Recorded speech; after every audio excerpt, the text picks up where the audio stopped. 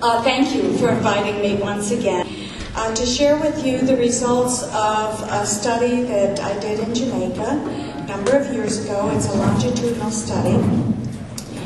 And to briefly present those results, and some of you have seen many of these results before. This was a study that we did back in the 80s, and it was to take 30 cannabis-using pregnant women and match them for age and parity and socioeconomic status with 30 women who did not use cannabis, and then compare the course of their pregnancies and compare their neonatal outcomes. And I'm not going to spend a lot of time on the neonatal part. We measured these babies using the Brazelton behavioral scale, neurobehavioral scale, at 1 day, 3 days, and 30 days. At 3 days, we found no differences between the two cohorts, and at 30 days, we found that the exposed group of babies did better on every variable than the non-exposed, which was pretty counterintuitive, and did significantly better on 2 of the scales, which had to do with autonomic stability and reflexes, which in fact were just the opposite of Peter Freed's work with his cohort of exposed babies.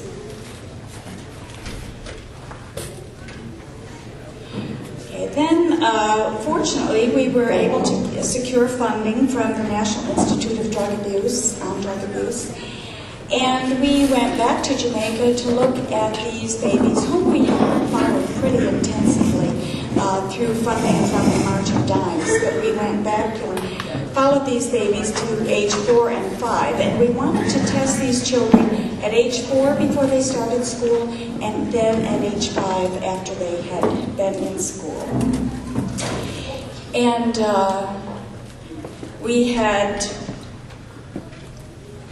we divided the group in order to get some dose-related effects. We divided the sample into 4 groups. So we had the large group of non-users, 30 non-users, and 30 users divided into light users, 1 to 10 per week. That's per week, not per day. And 11 to 20 per week were moderate users, and 21 to 70 spliffs. I don't know if you've seen a Jamaican spliff, but it's substantial. And to 70 a week. And we did have one woman in the study who smoked approximately 70 a week, about 10 a day. We also considered the regularity and frequency of ganja tea consumption because in Jamaica, ganja tea is a routine preparation of marijuana. It's specifically given to children and pregnant women as well as adults, and enjoys actually a much more widespread use crossing class boundaries. So it's an important medicine in Jamaica. We measured the children at age 4 using 3 measures: the McCarthy scale, the McCarthy scale of children's abilities, the behavioral style questionnaire, and a household rating scale. And the McCarthy is made up of 5 scales and then a general cognitive index, and it includes verbal ability, perceptual performance, quantitative skills, memory, and motor. And then the first 3, verbal, perceptual performance, and quantitative skills, are combined into a general cognitive index, which is a lot like an IQ score. This instrument is used cross-culturally. We made a few minor modifications for the Jamaican sample, but essentially the established validity and reliability of that instrument was just fine for the Jamaican population. We also looked at the behavioral style questionnaire, and this assesses the temperament of each child as perceived by the child's primary caregiver. There are 72 items on this test. It measures 9 components. that would be typically describe the temperament of a child, activity level, rhythmicity, that is how they sort of organize their day, approach, withdrawal, adaptability, intensity of reaction, quality of mood, threshold of response, how responsive, how reactive is a child, their distractibility, and then their attention span and persistence. Both the McCarthy scales and the temperament scales were administered away from the home environment to an investigator who was blinded to the child's exposure. And then we, in order to capture something in the environment that we could quantify, now you have to understand that we had researchers living in these communities in Jamaica for 5 years. I mean, they knew these children really well. They followed them on a weekly basis. It really is perhaps the best data set with regard to exposure for both mothers and children that currently exists. But in order to quantify something, we created a household quality of housing index, mainly because housing in Jamaica is perhaps the clearest indicator of socioeconomic status. So this was a housing index that we made up that was actually derived from our observations of the low-income population with whom we were working. Now, before I go on to the age 5 measures, fundamentally our findings were, and we did a multiple analysis of covariance. I won't go into all the details, but basically when we controlled for the household rating, there were absolutely no significant differences among the 4 groups on any of the McCarthy scales or the behavioral style questionnaire. Just no differences at all. So then we went on to look at these children at age 5. And we used the same McCarthy scale of children's abilities. We used the behavioral style questionnaire. And we introduced a more sophisticated measure. Let me go to that. The home scale. And the home scale was an important addition because it really gave us a much more granularity to our analysis, and we were able to relate items in the home scale, the home environment for child development, to some of our findings. And that includes stimulation through equipment, toys, and experiences. Jamaican children, low-income Jamaican children, do not have a lot of toys, although they do make some toys themselves. But there is equipment and books often and experiences in the household which permit that stimulation. Stimulation of mature behavior. It is not unusual, for example, for a 2-year-old, 2.5-year-old in Jamaica to already be washing out her father's handkerchiefs or something like that to learn some adult skills. Stimulating physical and language environment, avoidance of restriction and punishment, pride, affection, thoughtfulness, masculine stimulation, and independence from parental control are all part of this home scale. Again, this has been used internationally. We did modify it for the Jamaican environment, but the modifications were simple and obvious. For example, when there was opportunity for a child to identify an apple, since apples aren't growing in Jamaica, we changed it to mangoes. So it was that kind of modification.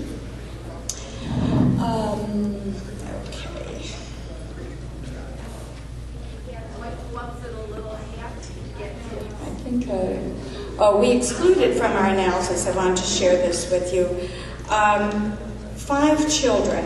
One actually we had so much missing data on this child, we decided not to include her in the study.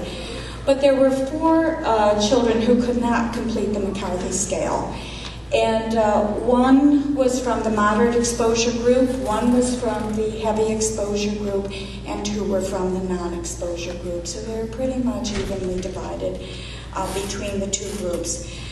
One from the non-exposure group, we referred these children to a Jamaican facility for further evaluation. And one of the children in the non-exposure group was diagnosed as mildly retarded. The other three were reported to be low performers due to social or environmental disadvantage. They were described by the test administrators being very shy and withdrawn. And so we did eliminate those results from the study. We also,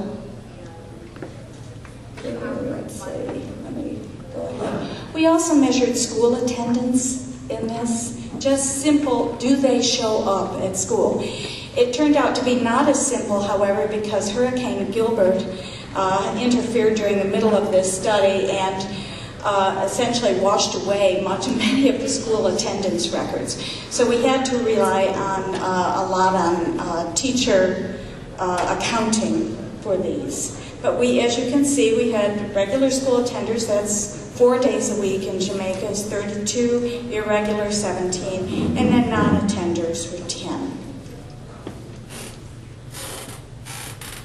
Let's see. Okay, now as with the age 4 studies, the results of the MANOVA analysis revealed again absolutely no differences among the 4 ganja use groups on any of the development or the temperament scales. Again, absolutely no differences. On the other hand, analysis of the home scale revealed that the subscale called stimulation with toys, games, reading material was significantly related to several McCarthy scales: verbal, perceptual, memory, the general cognitive index, and the temperament, as well as the temperament characteristics of the threshold. The analysis from the subscale stimulation of mature behavior also showed highly significant relationships to every McCarthy scale and to the temperament category of mood. So, and the regularity of basic school attendance, basic schools like kindergarten in the United States, also indicated that there was a relationship between basic school attendance and the McCarthy verbal, perceptual, memory, motor, and general cognitive index. So what does all this mean? It essentially tells us that we can't really conclude that there's necessarily no impact from ganja use prenatally whatsoever, but what can be concluded is that the child who attends basic school regularly is provided with a variety of stimulating experiences at home, who is encouraged to show mature behavior, has a profoundly better chance of performing at a higher level on the skills measured by the McCarthy, whether or not his or her mother consumed ganja during pregnancy. Hello, hello. It means if you go to school, you're going to do better on these criteria. So it doesn't sound like a very interesting finding, but given what everybody else was finding at the time, we thought it was pretty darned interesting. And again, a little bit counterintuitive. I don't mean to sound self-serving, but I really love this study. And I really stand behind it because polydrug use was not an issue in Jamaica. The women who were smoking marijuana during pregnancy were smoking at the most 1 tobacco cigarette a week, usually on Saturday nights as a treat. And in Jamaica, in rural Jamaica, you buy 1 cigarette at a time. So there maybe had 1 cigarette, but most of them didn't smoke cigarettes at all. No alcohol use, with the exception of an occasional beer on a weekend. We have dose-related data. We have nested case control, so we can actually look at the difference for each child. We can show the progress of each child through this 5-year period, which Freed's work cannot do, by the way. We have environmental data, excellent environmental data, not only the home scale, but also our ethnographic observations. and great reliability in the maternal use data. So it's not just self-report, but again, community corroboration and direct observations. So what is the impact of this work? This work, this 4-year-old study, was published in 1991, 15 years ago. 15 years ago. What is the impact of this study? Absolutely none. And this year I took a look, in fact, Ethan Russo very nicely sent me an article, a review article by Huizink and Mulder that sort of took all the literature on cannabis use during pregnancy and neurobehavioral and cognitive functioning in human offspring, and said, you know, they don't even mention the Jamaican study. Well, no kidding. I read the articles published in 2006, and they reported only 2 longitudinal cohorts. Peter Fried's study and the Ottawa prenatal prospective study, and the Richardson and Day cohort, the maternal health practices and child development study. No mention of the Jamaican study at all. Again, they reported the increased tremors and startles, Fried's work, the altered sleep patterns, Richardson and Day's, signs of stress, Lester, at 6 years old, impulsive and hyperactive behavior, more delinquent behavior, more impulsive behavior at the continuous performance task. Again, my work, I'm trying not to take this personally, the Jamaican work was not cited at all as different from these findings. 3 years ago, when Ethan Russo and Mary Lynn and I were working on his wonderful book on women and marijuana, he asked Peter Fried to submit a review of the work. And Peter Fried's review also left out anything to do with the Jamaican study. I think Ethan Russo had to call. Am I right, Ethan? You had to call and ask Peter to mention the Jamaican study. And he did put in a passing reference to it, but didn't mention the fact that it was, in fact, a longitudinal study, just like his study. And in fact, he was a consultant to the 5-year study in my project, which is really amazing. Unlike Donald Abramson, I have not had such great luck with NIDA. When I went back with these findings to get refunded to look at these kids at age 9 and 10, NIDA said, we are really not interested in funding this study anymore. They did say that if I made Peter Fried a co-principal investigator, they would consider funding it. So I just decided I'm going to try and find other ways to get this funded. So the research has languished, which is a shame. And that, until last summer, when we went back to Jamaica and we found 40 of the original children in this study. I think we can find more if we go back again, and who are now adults and living very adult lives and have children of their own, and are doing quite well.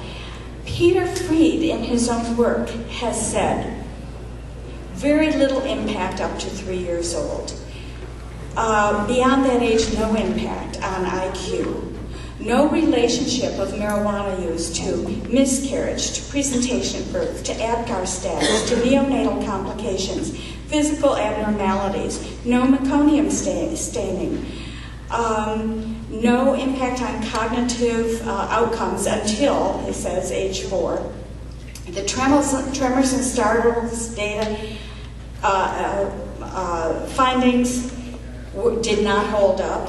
Neither did the head circumference. Neither did the motor development. Neither did the language expression. And yet none of that information, those data, are really in the literature for people to see. And of course this results in a lot of misunderstanding in the public. So again, trying not to take this personally, what is the reluctance to include this study as well as some other studies in the common reviews of this work? I think, number one, I say this as an anthropologist, I think there's a terrible arrogance and ethnocentrism that refuses to accept the experience or the science of other cultures. Ethan Russo's compelling review of both the ancient and contemporary use of cannabis by women in other cultures, for example, is irrefutable. It was there, it happened, and yet there's a failure to acknowledge that in such reviews. Contemporary evidence from the UK, from Denmark, from Jamaica, from Israel, from the Netherlands, from Spain, even from Canada tends to be disregarded, unless, of course, it's funded by NIDA with Peter Fried as the principal investigator. So, what is this all about? I think it's about an ethnocentrism in the science. I think it's about the bias against the null hypothesis, that it's the politics of the science, not just the science itself. And I recommend that for any of you who haven't read it, read the Lancet article published in 1989 called The Bias Against the Null Hypothesis, in which they review all the abstracts submitted to the Society of Pediatric Research between 1980 and 1989 about maternal use of cocaine. And you can apply the same principle to articles and about marijuana. Their analysis revealed that negative abstracts, that is, when you found nothing wrong with cocaine, were similar to or better than positive aspects. And that among the rejected, I mean, the rate of acceptance and rejection of the positive, that is, the articles that found something bad about cocaine, 57% were accepted. Of the negative, only 11% was accepted. Even though a review of the methodology revealed that among the rejected papers, that is, the negative ones, they were methodologically superior in every way. Unfortunately, this is just the politics of trying to get published. I think it's a miracle that Pediatrics, for example, published our work on the neonatal outcomes. But it took us 3 years. We were able to publish the 5-year results before we published the neonatal outcomes because we were dealing with American journals instead of the West Indian Medical Journal. So unfortunately, we don't have the opportunity to analyze the cannabis literature in this way. But if we could look at all the fugitive literature that's out there that didn't get published, we might find a very different picture of prenatal cannabis exposure. Also, preventing us from doing this are the politics of building a research career. Most research is done by academics, and academia is a very conservative environment where tenure often is more important than truth. And so it's difficult to be a researcher on a topic that is so incendiary and has so many political issues. I mean, I can't tell you the number of times I say, well, I do research on marijuana in Jamaica. And everyone's like, oh, I wish I did that kind of research. I mean, my kids love it. They say, wow, my mom's so cool. She studies drugs and sex in Jamaica. But most people, I mean, it's very hard to be taken seriously with this kind of research. And it didn't matter to me. I mean, I have to tell you the number of letters that I have gotten from my bosses, the presidents of the universities where I've worked, accompanying letters that were sent to the president, irate people, Lieutenant Colonel Rhett, ex-Marine, saying that Dr. Dreher should be fired on the spot for supporting this kind of research. And I just went into, this is an example, I sort of Googled to see what was out there for the general public regarding the pregnancy of marijuana. So I come with one of the first things on the first page of the Google list is the Northwest Center for Health and Safety. I think this is coming out of Washington or Oregon or someplace, and Portland, Oregon. Okay, big title, exposure to marijuana in womb may harm brain. Where did this come? It's the first I heard about it. Okay. This is the paragraph. Over the past decades, several studies have linked behavior problems and lower IQ scores in children to prenatal use of marijuana. Here is a recent Italian study done on rats which corroborates these earlier findings. Included below are excerpts from the Marijuana Research Review recapping these previous studies, which are totally biased. Then it says, it should be noted that a cannabis therapeutics course, that's you guys, okay, us, a cannabis therapeutics course which has been offered in various locales around the country for continuing medical education credits, includes a presentation by Melanie Dreher, head of the University of Iowa Nursing School, who has written extensively on the benefits of smoking marijuana while pregnant. I mean, it's just, you think it's easy to have a career in this field? I mean, this is the kind of stuff that they publish about you all the time. So the result is, and now I'm sorry I've gone over my time, but I think we have a lot of red herrings. I think that, a red herring is something that distracts us from more important questions. For example, in the emphasis to compare users and non-users, exposed, non-exposed, why are we not looking at within the exposed group and to account for the differences within that group? The intra-group variation, I think, is absolutely important. It's great to see that NIDA is softening, the NIH is softening on supporting research, but most of the research that it has softening on is randomized clinical trials that have to do with symptom management in specific diseases. It is not really about sort of quality of life issues. I think marijuana use marijuana use by pregnant women is a big red herring that distracts us from really looking at the impoverished conditions in which women throughout the world have to bear and raise children, in which they are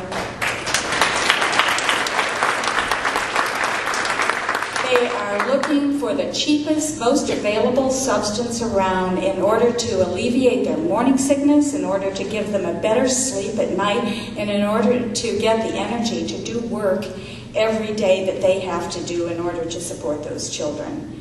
So, yes, while we have the softening of NIDA on the clinical studies and the randomized clinical trials, I think what's wrong with looking at, for example, instead of Peter Fried's executive function, problem solving in 9 to 12-year-olds, why isn't he or someone looking at school performance, peer relations, leadership skills in children, prenatal and family relations, healthy lifestyles? Are they participating in sports? Are they using tobacco and alcohol and other substances?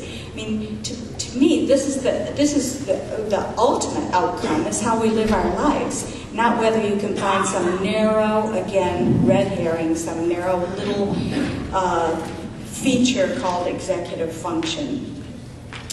So I think we need research on quality of life and how marijuana enhances the quality of life. It's not an evolutionary accident that the two activities needed to sustain life and perpetuate the species are eating and sex, and that marijuana makes both of these things pleasurable. That is really, really important.